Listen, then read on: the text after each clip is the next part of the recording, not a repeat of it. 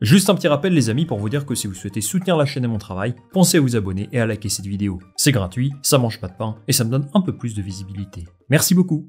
Quel ennui, encore une victoire de Verstappen, je me suis endormi. Nombreux sont les commentaires de ce genre que je reçois à l'issue de chaque Grand Prix. Et oui, depuis l'an dernier, vous êtes beaucoup à partager votre frustration de voir Red Bull et Verstappen rouler sur le championnat. C'est une émotion tout à fait compréhensible. Après tout, l'écurie autrichienne a remporté 25 des 27 derniers Grands Prix. Si vous êtes fan de Ferrari, Mercedes ou n'importe qui d'autre, j'imagine que ça doit être quelque chose de difficile à avaler. Alors la F1 a souvent été comme ça. Schumacher éclatait la concurrence au début des années 2000. Vettel faisait la même chose entre 2010 et 2013, et la période de domination de Red Bull aujourd'hui est loin d'être une anomalie, bien au contraire. Pourtant, celle-ci semble avoir des répercussions commerciales et marketing négatives, sans doute plus que ce qu'on pouvait imaginer. C'est ce que montre une étude publiée par BuzzRadar, un cabinet marketing spécialisé dans l'intelligence artificielle et la data, et qui met en lumière une certaine baisse d'intérêt pour la Formule 1 cette saison.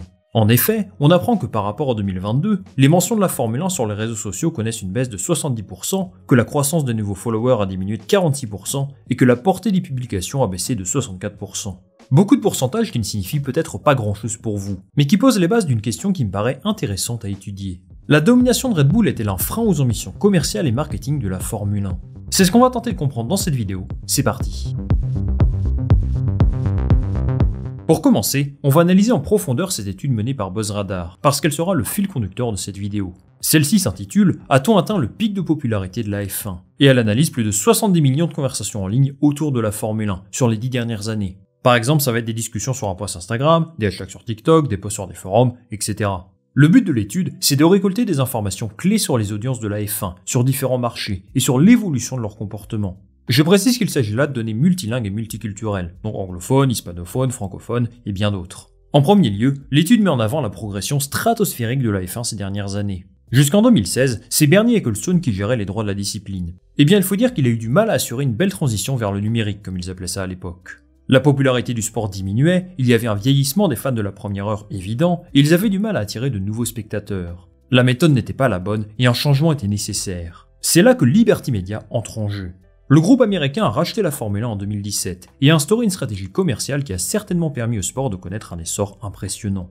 Leur communication sur les réseaux sociaux a totalement évolué. Des résumés des essais libres, des qualifications et des courses sont disponibles ultra rapidement, dans plusieurs langues. Ils suivent les tendances sur TikTok, les pilotes participent à des jeux sur YouTube, sans parler de la série Netflix, qui a été un vrai tournant. Ils ont parfaitement compris les codes de communication d'une audience plus jeune, ce qui a attiré de plus en plus de spectateurs entre 15 et 35 ans. En plus de ça, l'arrivée de nouveaux fans coïncide avec l'émergence d'une génération de jeunes pilotes ultra talentueuses. De Verstappen à Russell, en passant par Charles Leclerc ou Pierre Gasly, les fans peuvent s'identifier à un modèle, suivre leur évolution, et finalement accompagner en quelque sorte leur carrière. D'un point de vue commercial et marketing, l'arrivée de Liberty Media a été extrêmement bénéfique pour la Formule 1. Mais ce ne serait pas juste de leur attribuer tout le mérite. Leurs efforts ont été soutenus par des événements marquants, parfois hors du commun, et qui leur ont permis d'optimiser leurs résultats. Pour ne vous en citer que quelques-uns, on parle de la victoire de Charles Leclerc à Monza en 2019, celle de Gasly sur ce même circuit un an plus tard, de l'accident de Verstappen à Silverstone en 2021, et bien sûr du dernier tour entre lui et Hamilton à Abu Dhabi en fin de saison. Tout ça fait qu'on observe une hausse de la consommation de la Formule 1 sur différentes plateformes, en particulier sur les réseaux sociaux. Entre 2017 et 2021, la F1 a gagné près de 40 millions de followers, tous canaux confondus, ce qui en fait le sport avec la croissance la plus importante sur cette période. Entre 2021 et 2022, la F1 a connu une croissance encore plus forte. Porté par une fin de saison extraordinaire et l'arrivée de nouvelles réglementations, beaucoup de nouveaux fans ont rejoint le train de la hype, et le premier Grand Prix de la saison en 2022 était l'un des plus attendus de ces dernières années.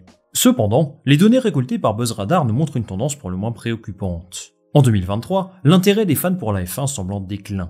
Regardez ce graphique. Entre 2021 et 2022, il y a une hausse de 95% des mentions de la F1 sur X, ou Twitter pour les anciens.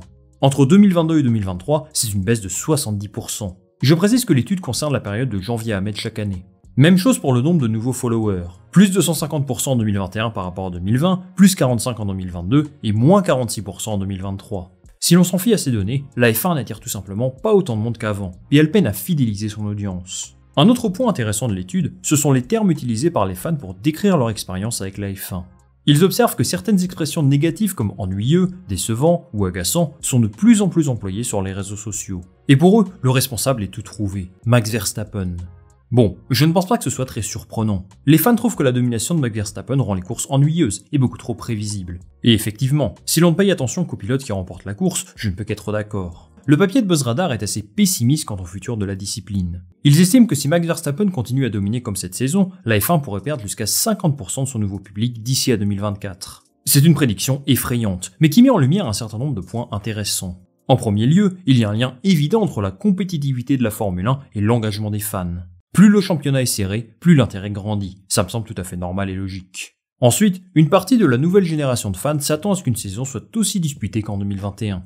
Ça ne concerne pas tout le monde, bien évidemment, mais si 2021 a pu faire du bien à la F1 en termes de spectacle, ça a aussi placé les attentes très hautes, et forcément, il y a un désintérêt de la part de pas mal de spectateurs. Enfin, je pense qu'il y a tout un tas de choses qui ne sont pas incluses dans cette étude et qui jouent en la défaveur de Liberty Media.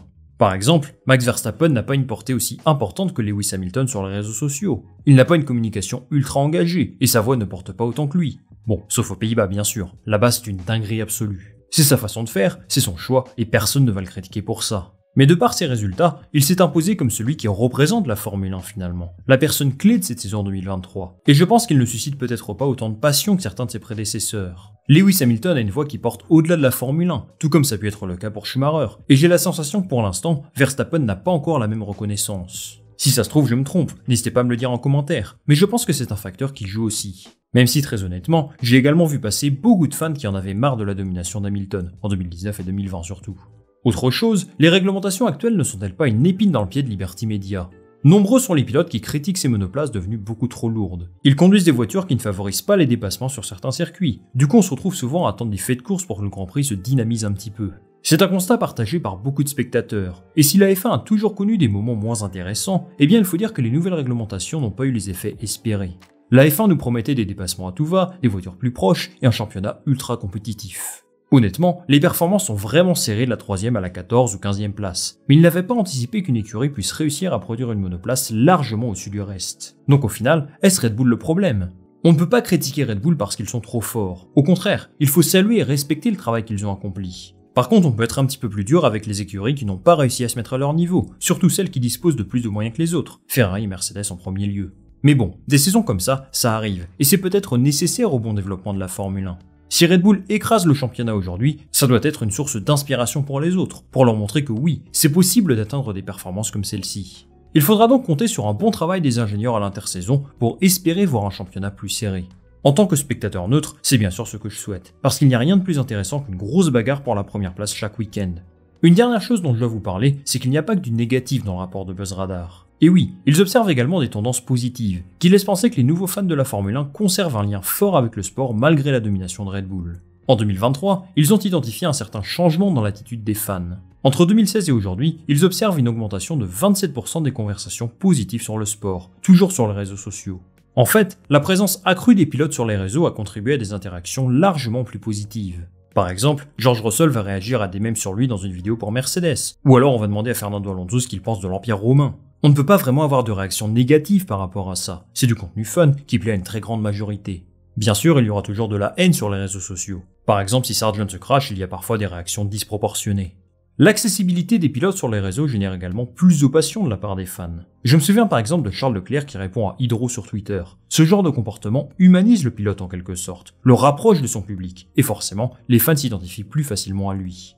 On peut aussi noter que jusqu'en 2017, c'est surtout Ferrari qui était l'écurie la plus populaire sur les réseaux sociaux. Mais aujourd'hui, ça a changé. Mercedes, Red Bull, Haas ou McLaren se sont fait une place importante dans les discussions, et ils sont aujourd'hui des acteurs majeurs de la communication de la F1.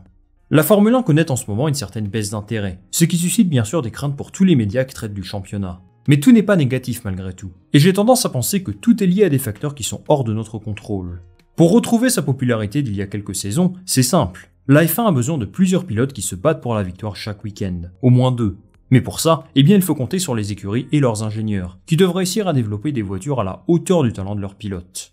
Pour autant, je pense que Liberty Media a réussi quelque chose d'important. Ils ont fait en sorte que de plus en plus de fans s'intéressent à la Formule 1. Et si certains décident de ne plus regarder le sport aujourd'hui, beaucoup garderont toujours un lien fort avec la discipline. Si Charles Leclerc joue la victoire chaque week-end, le fan de Ferrari qui avait éteint sa télé la rallumera certainement. Si Lewis Hamilton réussit à se battre pour le titre d'ici à quelques saisons, certains foyers en Angleterre vibreront à nouveau. Et en attendant, les fans néerlandais profitent chaque week-end de voir leur protégé sur la plus haute marge du podium. Et il y a ceux qui, quoi qu'il arrive, et peu importe qu'ils supportent, resteront fidèles au sport. La Formule 1 ne pourra jamais satisfaire tout le monde, et on verra bien ce que nous réserve le futur. C'est fini pour cette vidéo les amis, merci beaucoup de l'avoir regardé. Je vous attends en commentaire pour me dire ce que vous pensez de l'étude de BuzzRadar, si vous vous identifiez dans ce qu'ils rapportent, ou au contraire, si vous n'êtes pas vraiment d'accord avec eux, moi je lirai tous vos commentaires attentivement. Comme d'habitude, je vous invite à soutenir mon travail en likant cette vidéo, en la partageant autour de vous, et bien sûr en vous abonnant, ça m'aide énormément. On va se retrouver très rapidement pour une nouvelle vidéo. Salut, à la prochaine.